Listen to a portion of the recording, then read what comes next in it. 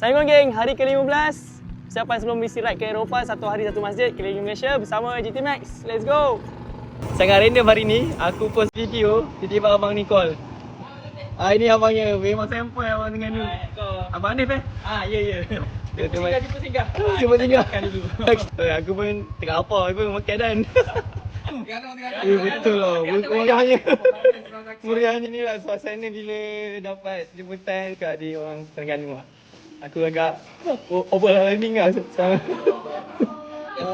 Ni hasil ni. Ini nanti jadinya daging ayam. Dia makan ke? Oh ini betul lah. Terima kasih bang.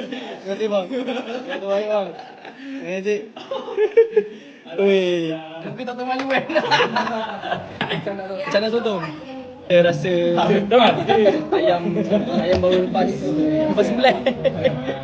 Ayam baru lepas sembelih ni. Adik-adik ni. Betul lah kalau yang dikatakan dekat news ataupun artikel yang mengatakan negeri Terengganu tu paling bahagia. So ni buktinya. Ni buktinya. So masya-Allah.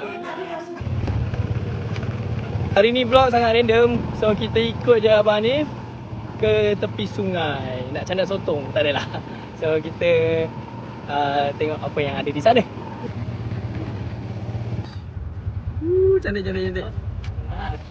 Kau tengok geng. Budak-budak kecil ni di sini je.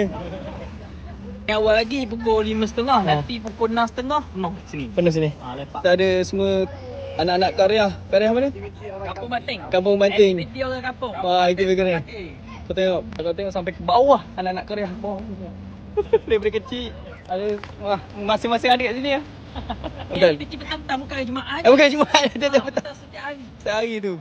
Ada lagi. Ada lagi? Ya ampun.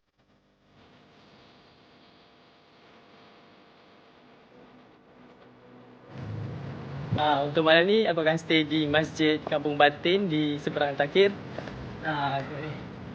So inilah masjidnya.